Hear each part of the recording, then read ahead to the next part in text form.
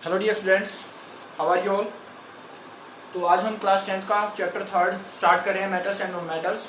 लेकिन इससे पहले आपको थोड़ा सा बेसिक स्ट्रक्चर के बारे में पता होना चाहिए, स्ट्रक्चर ऑफ एटम के बारे में, क्योंकि स्ट्रक्चर ऑफ एटम का बहुत ही इंपॉर्टेंट रोल है हमारे मेटल्स एंड नॉन मेटल्स वाले चैप्टर में। वैसे स्ट्रक्चर ऑफ एटम आप 9th क्लास में पढ़ के आ चुके हो, लेकिन फिर भी थोड़ा सा उसको फर्दर हम रिवाइज कर रहे हैं। Structure of atom, structure of atom. जैसा कि स्टूडेंट्स आप सभी जानते हो कि एटम हमारा स्फेरिकल शेप का होता है और उसके अंदर एक स्मॉल न्यूक्लियस होता है। क्या होता है? स्मॉल न्यूक्लियस होता है। इसके अंदर सब एटॉमिक पार्टिकल्स होते हैं, टू सब एटॉमिक पार्टिकल्स होते हैं। First one is proton and second one is neutron, from which protons have positive charge and neutrons do not carry any charge. यानी कि ये न्यूट्रल होता है, इसके ऊपर पॉजिटिव चार्ज होता है। इसके साथ साथ जो इसके चारों तरफ सेल्स होती हैं, ऑर्बिट्स होते हैं, उसमें इलेक्ट्रॉन्स रिवॉल्व करते रहते हैं। और इलेक्ट्रॉन्स के ऊपर चार्ज कैसा होता है? Negative charge. अगर हम इस चार्ज की भी वैल्यू की बात करें तो इलेक्ट्रॉन के ऊपर वैल्यू होती है 1.6 इंटू 10⁻⁻19 कूलम। कितनी होती है? 1.6 into 10⁻⁻19 coulomb. Coulomb is the SI unit of charge. Proton की अगर हम बात कर रहे हैं, प्रोटॉन के ऊपर सेम चार्ज होता है लेकिन पॉजिटिव, 1.6 इंटू 10⁻⁻19 कूलम। वैल्यू उतनी है लेकिन सिर्फ और सिर्फ साइन का डिफरेंस है। इलेक्ट्रॉन में नेगेटिव साइन आएगा, प्रोटॉन में पॉजिटिव साइन आएगा, जबकि न्यूट्रॉन के अंदर कोई भी चार्ज नहीं होता। तो हम यहीं से डिस्कस करते हैं। इनिशियली क्या होता है, कोई भी एटम होता है उसके अंदर नंबर ऑफ इलेक्ट्रॉन जो होते हैं वो नंबर ऑफ प्रोटॉन्स के इक्वल होते हैं, जिसको हम उसका एटॉमिक नंबर बोलते हैं। इसको Z से रिप्रेजेंट किया जाता है।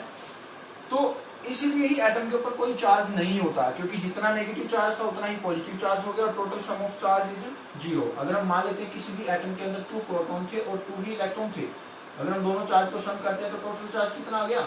0। That's why any atom is initially electrically neutral.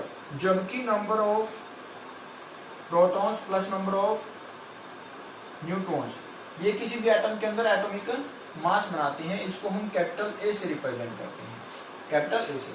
तो हम यहीं से अपना स्टार्ट करते हैं टॉपिक, क्योंकि मेटल के बारे में हम पढ़ रहे हैं तो मेटल की properties, physical property, chemical properties सभी के बारे में हम डिस्कस करेंगे। लेकिन उससे पहले आपको मेटल के स्ट्रक्चर का थोड़ा सा हिंट होना चाहिए, नॉन मेटल के स्ट्रक्चर का थोड़ा सा हिंट होना चाहिए, थोड़ा सा पता होना चाहिए। इसलिए ये बेसिक क्लास हम चैप्टर को स्टार्ट करने से पहले करवा रहे हैं आप लोगों को, ताकि आपको पता लग जाए कि मेटल्स और नॉन मेटल किस टाइप से एक दूसरे के साथ बॉन्ड बनाएंगे। तो पहले हम डिस्कस करते हैं मेटल्स। मेटल्स ले लेते हैं हम कोई भी, जैसे सोडियम मेटल ले ली हमने, एक मैग्नीशियम ले ली, एक एल्यूमिनियम ले ली, कोई भी ले सकते हो आप। इनके एटॉमिक नंबर आप लोगों को पता ही होगा। सोडियम का होता है 11, मैग्नीशियम का 12, एल्यूमिनियम का 30। तो इसका इलेक्ट्रॉनिक कॉन्फ़िगरेशन में, इलेक्ट्रॉनिक कॉन्फ़िगरेशन के लिए K shell, L shell, M shell पढ़ रखी होगी आप लोगों ने। तो K शेल के अंदर कितने इलेक्ट्रॉन्स आएंगे? 2, L के अंदर 8 और M के अंदर 1। जो ये सबसे आउटर मोस्ट इलेक्ट्रॉन है, इसको हम लोग क्या बोलते हैं? Valence electron. क्या बोलते हैं? Valence electron. The electron which और the number of electrons which present in outer most shell of any atom, उसी को हम लोग क्या बोलते हैं? Valence electron. और सोडियम के लिए कितना है? 1 है। Similarly for magnesium 2, 8 and 2। इसके पास वैलेंस इलेक्ट्रॉन कितने आ गए? 2 आ गए। Similarly for aluminium 2, 8 and 3। इसके पास वैलेंस इलेक्ट्रॉन कितने आ गए? एल्यूमिनियम के पास 3 आ गए। तो हमने यहां तक डिस्कस कर लिया है।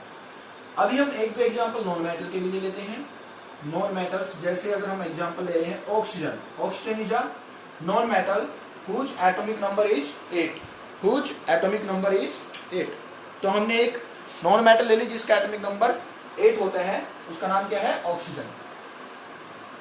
तो इसके अंदर कितने नंबर ऑफ इलेक्ट्रॉन्स? इसका इलेक्ट्रॉनिक कॉन्फ़िगरेशन कितना आएगा? 2 and 6। इलेक्ट्रॉनिक कॉन्फ़िगरेशन कितना हो जाएगा? 2 and 6। तो 2 and 6, इसके पास वैलेंस इलेक्ट्रॉन कितने हैं? 6, क्योंकि सबसे बाहर वाले जो भी इलेक्ट्रॉन्स होते हैं उनको हम लोग क्या बोलते हैं? Valence electron.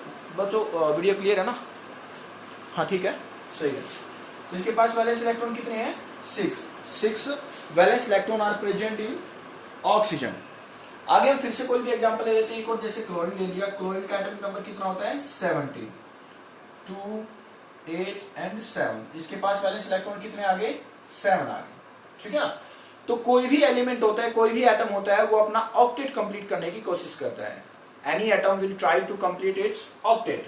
तो अगर हम बात करते हैं सोडियम को अपना ऑक्टेट कंप्लीट करने के लिए, क्योंकि इसके पास 1 इलेक्ट्रॉन है, तो ये 1 इलेक्ट्रॉन को लूज कर देगा। क्या कर देगा? 1 इलेक्ट्रॉन को लूज कर देगा। मैग्नीशियम 2 इलेक्ट्रॉन्स को लूज करेगा। कितने इलेक्ट्रॉन्स को? 2 इलेक्ट्रॉन्स को लूज करेगा। एल्यूमिनियम 3 इलेक्ट्रॉन्स को लूज कर देगा, कोई भी नियर बाई एटम के पास या एलिमेंट के पास। जबकि ऑक्सीजन क्या कर सकता है? इसको ऑक्टेट कंप्लीट करने के लिए 2 इलेक्ट्रॉन्स लेने पड़ेंगे।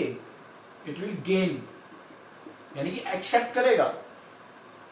Oxygen will gain 2 electrons to complete its octet, ताकि इसकी आउटर मोस्ट शेल में 8 इलेक्ट्रॉन्स हो सके। और क्लोरीन जो है वो 1 इलेक्ट्रॉन को ले लेगा टू कंप्लीट इट्स ऑक्टेट। तो अगर हम बात करते हैं इसका ऑक्टेट कंप्लीट कब होगा? सोडियम का 2 और 8 जब ये 1 इलेक्ट्रॉन को लूज कर देगा। मैग्नीशियम का 2 और 8 जब ये 2 इलेक्ट्रॉन्स को लूज कर देगा।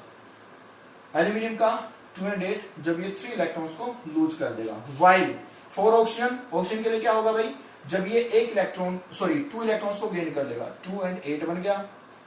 और ये वाला क्लोरीन 2, 8 और 8, तो सभी का ऑक्टेट कंप्लीट हो गया। जब इसने इसको लूज कर दिया तो इसका भी ऑक्टेट कंप्लीट हो गया, क्योंकि इसने 1, 2, 3 इलेक्ट्रॉन्स को लूज करके इन्होंने भी अपना ऑक्टेट कंप्लीट कर लिया। और ऑक्टेट कंप्लीट करते हैं अपने स्टेबल कॉन्फ़िगरेशन के लिए, टू अचीव स्टेबल कॉन्फ़िगरेशन। तो इन सभी ने अपना ऑक्टेट कंप्लीट कर लिया है, और यही से हमारे इलेक्ट्रॉन्स का लूज और गेन स्टार्ट होता है। और यहां से हमें पता भी लग जाता है कि जो मेटल्स होती हैं, वो मेटल्स क्या है? इलेक्ट्रॉन्स को लूज करती है, और नॉन मेटल्स क्या करती हैं? गेन कर रही है। ये स्ट्रक्चर बेसिकली स्टूडेंट्स आपको इसलिए करवाया क्योंकि हम लोगों ने ना मेटल्स और नॉन मेटल्स की केमिकल एंड फिजिकल प्रॉपर्टीज को करना है। केमिकल एंड फिजिकल प्रॉपर्टीज को करना है, और इनकी केमिकल एंड फिजिकल प्रॉपर्टीज को पढ़ने के लिए हमें इलेक्ट्रॉनिक कॉन्फ़िगरेशन का पता लगना जरूरी है। तो हम अगर अब आगे देखते हैं, तो जो सोडियम आया था, सोडियम के अंदर एटॉमिक नंबर इलेक्ट्रॉन कॉन्फ़िगरेशन कितना था? 281। और अगर हम इसकी क्लोरीन के साथ देखते हैं रिएक्शन, उसका 287 था। तो इसका सोडियम का इलेक्ट्रॉन क्लोरीन के पास आ जाएगा, ट्रांसफर हो जाएगा। और सोडियम के ऊपर कैसा चार्ज आएगा? पॉजिटिव। और क्लोरीन के ऊपर कैसा आएगा? नेगेटिव। क्लोरीन के ऊपर कैसा आएगा? नेगेटिव। तो इसने अपने इलेक्ट्रॉन को लूज कर दिया और क्लोरीन को दे दिया, और इन दोनों के बीच में एक बॉन्ड बन गया, जिसको हम लोग क्या बोलते हैं? Ionic bond. क्या बोलते हैं? Ionic bond. और इस आयनिक बॉन्ड के फॉर्मेशन की वजह से ही जो ये केमिकल या फिर सॉल्ट बना है, तो इसको हम क्या बोलते हैं? आयनिक, या फिर कंपाउंड जो बना है इसको हम क्या बोलेंगे? Ionic compound. क्या बोलेंगे इसको? Ionic compound. तो हम अपने 3rd चैप्टर में आयनिक कंपाउंड्स के बारे में ही पढ़ेंगे, मेटल्स और नॉन मेटल्स के बारे में। लेकिन ये बेसिक वीडियो स्टूडेंट्स, इसको जरूर देखना, ताकि हम अपने नेक्स्ट वाले टॉपिक के साथ फिर से हाजिर हो सकें और आपको और ज्यादा अच्छी तरीके से करवा सकें, ताकि आपको नेक्स्ट वाले जो टॉपिक्स हैं वो अच्छे तरीके से समझ में आ सके। तो इस वीडियो को जरूर देखें। तब तक के लिए हैव ए नाइस डे। हम जल्द ही दूसरी वीडियो लेकर के हाजिर होते हैं। और अगर आपको वीडियो अच्छी लगे तो लाइक एंड शेयर जरूर करना, और चैनल को सब्सक्राइब करना, ताकि आपको फर्दर मोर वीडियोस इसी टॉपिक्स की या फिर क्लासेस की, अदर क्लासेस की मिलती रहें। Thank you. Have a nice day.